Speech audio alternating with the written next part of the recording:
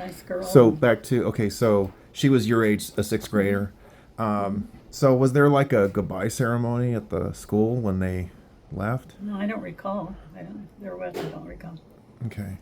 But maybe they didn't dare to. Okay. Did you see like when like in the community? I mean, did you see people starting to attack Japanese Americans? Were they starting to yell at them? You Or heard this on the news, and you saw. Okay. I didn't know if I remember seeing any actual attacks, but you heard on the. I listened to the radio a lot and read the newspapers. I was very interested in what was going on. I became politically interested then and have always ever since. So it was Pearl Harbor that got you interested in politics. Yeah, it was scary but fascinating, and I wanted to know what was going on, you know.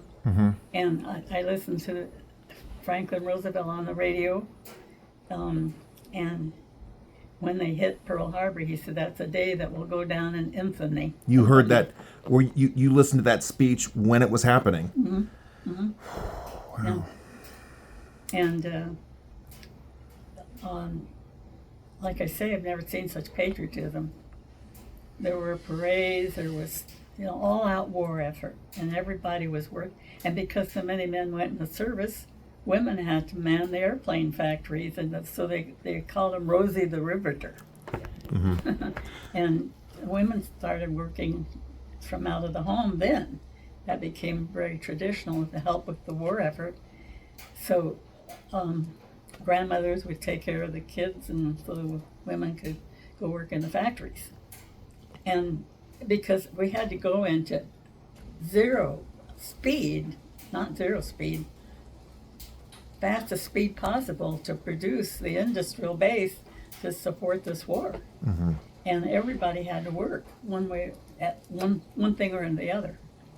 And my dad was like an air raid warden.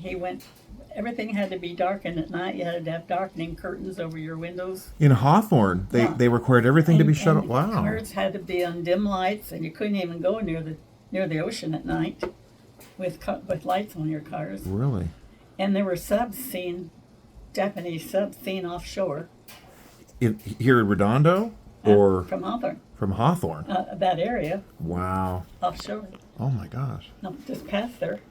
Okay. And so we expected to be bombed in a minute. Then in about 1942, I think it was, when I lived in Hawthorne, there was all of a sudden at night there was this really loud guns going off, anti-aircraft guns. I mean, boom, boom, boom. It went on for I don't know how long. I've never been so scared. And they never did tell us what was up there, but they weren't practice shooting at night. They said, oh, it's just a practice thing, or, it wasn't. And there was something up there. And it just went on, and my dad was out making sure all these people were shuttered and safe and everything, so our protector wasn't even home. And I never was so scared in my life. Because we thought, sure, a bomb was going to hit us at any minute. And we had no air raid shelters there. Wow. There wasn't any place to go. I think a lot of people would, they don't appreciate how scary it was. All I can tell you offhand, I know in Gardena, there was a lot of pro-imperial sentiment. I mean, because there was a large Japanese American community in Gardena, and there were some that were affiliated with the Japanese. So that's about as much as I know. But wow, I didn't know about this in Hawthorne, or the fear of being bombed. My goodness. What did your mom do during that was coming from that Air Force. There was an Air Force base right nearby. Yeah. It was coming from, the machine guns were coming from there, or the anti-aircraft guns. What did your mom do during the war? She didn't work. Okay, because she was ill. No, she was older, a little bit older, and she was ill and everything. But and your but by then your dad, so that was like his job, being the night warden. Okay. Well, his main job, he worked for the post office during the day, right then. But he was also a pastor on Sundays. That's right. He was a pastor of the Church of Christ in Hawthorne. Is that church still there? The Church of Christ at Hawthorne. I've I never. don't know. Well, that time they were meeting at American Legion Hall, so I don't know. Ah, But later they met somewhere else. I see. But anyway, Lawndale was called Church of Christ at the time too, the church where I go now. And my friend that I have lunch with, Iona, her father was pastor at the Lawndale Church of Christ at the same time my dad was pastor at Hawthorne. Mm-hmm. Small world.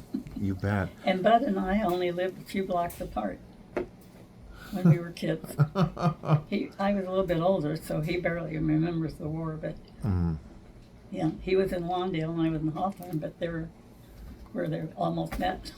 Wow. Isn't that a coincidence? That we is- met online. That's really something. We met at a dating site. Really quick, I'll show everybody. There's Bud. You and my fourth husband, but he was the best. Wow. I'll be talking about family in another question.